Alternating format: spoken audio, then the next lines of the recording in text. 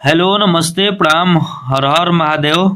हम आप सबके भाई बनी दीपक दीपांशु। तो आप सभी के स्वागत बाटे हमारे यूट्यूब चैनल दीपक दीपांशु में।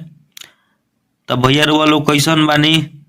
हमारे आशा ना पूर्ण विश्वास बा कि आप लोग एकदम ठीक हो, हम एकदम ठीक रही, मस्त रही, एकदम स्वस्थ रही जा और आप लोग खूब मेहनत करी जा और आगे बढ़ी। तो आज हम रोज सब खाती भैया लेकर के आइल बानी न्यू ईयर सॉन्ग बाटे। तो एगो भाई देखनी कि भाई 2 दिन से बहुत ही एकदम कमेंट बार बार करत रहला भाई के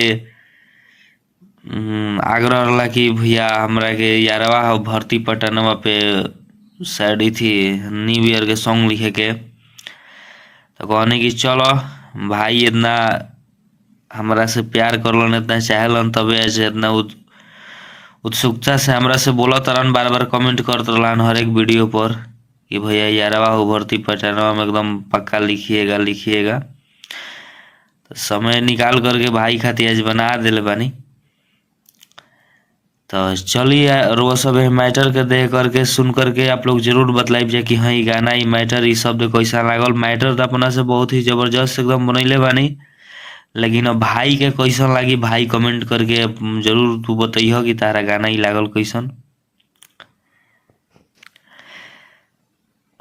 तो अभी तक ले जे भी भाई हमारे चैनल के सब्सक्राइब करके नहीं जुड़ल, प्लीज आप लोग सब्सक्राइब करके हमसे जुड़ी, बेल आइकन प्रेस कर ली ताकि जो भी वीडियो लेकर के आई नोटिफिकेशन आप सबके पास पहुंचे, ताकि आप सब उस वीडियो को देख सकी जा, सुन सकी जा।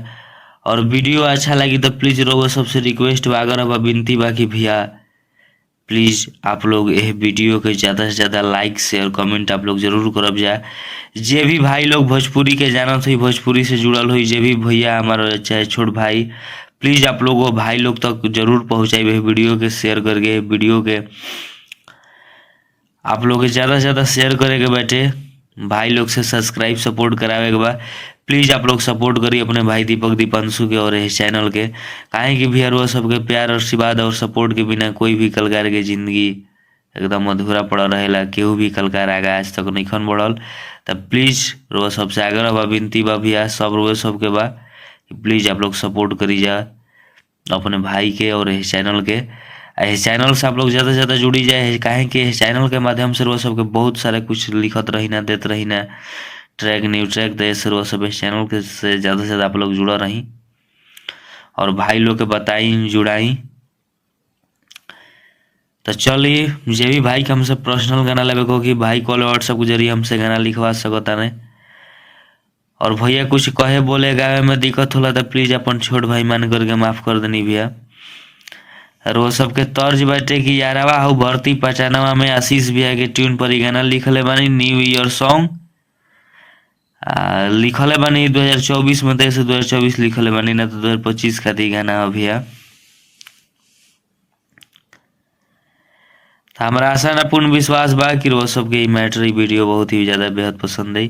तो चलिए जे भी भाई के पर्सनल गाना के जरूरत हुई भाई हमसे संपर्क कांटेक्ट कर सकता ने कॉल व्हाट्सएप के जरिए। भाई खातिर बहुत ही बढ़िया बढ़िया सा गाना बढ़िया मैटर लिख दिए।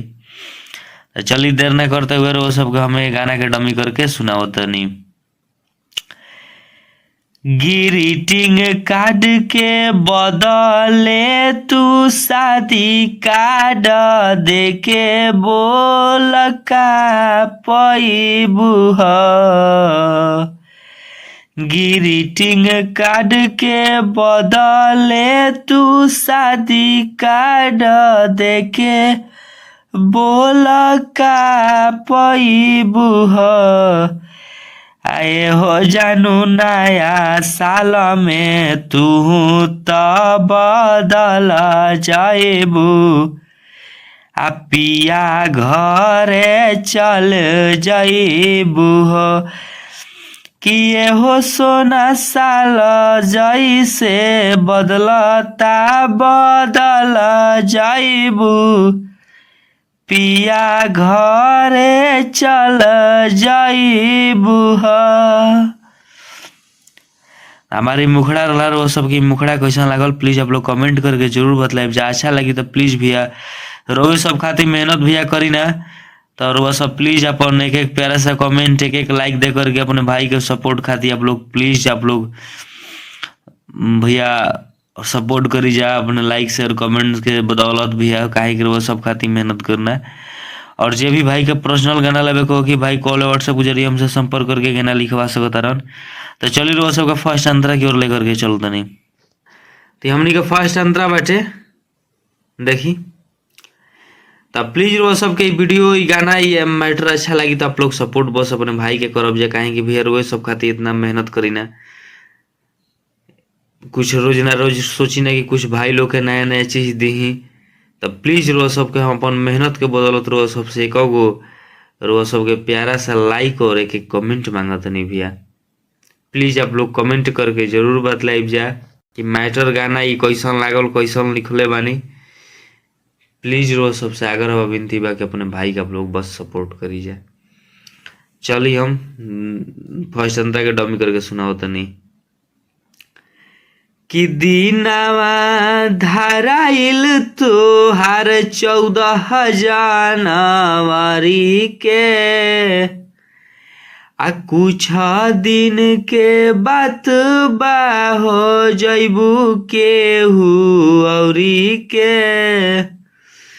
आ दीनावा धाराइल तोहार 14 जनवरी के आ कुछ दिन के बात बा हो जइबू केहू औरी के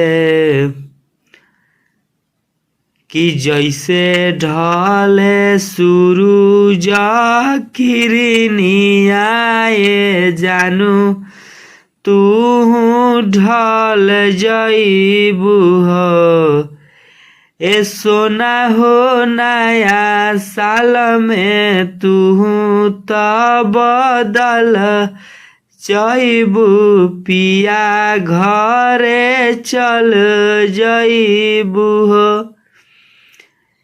ए सोना हो साल जैसे बदलता बदल जइबू आ पिया घरे चल जइबू। तो हमारी फर्स्ट अंतरा ला फर्स्ट अंतरा रोज सबके कैसा लागल प्लीज आप लोग कमेंट करके जरूर बतलाइब जाओ और अच्छा लगी तो भैया प्लीज आप लोग वीडियो को ज़्यादा से ज़्यादा लाइक शेयर कमेंट आप लोग जरूर करब जा। जे भी भाई भोजपुरी के जानत हो भोजपुरी से जरा भी लगाओ कि जे भी भोजपुरी के मानत हो प्लीज आप लोग भैया वो भाई लोग तो वीडियो को जरूर पहुंचाइब जा। तो चलिए वो सबके नेक्स्ट सॉन्ग के लिए टाटा बाय बाय जय हिंद जय भारत जय हो भोजपुरिया समाज जय माँ सरस्वती।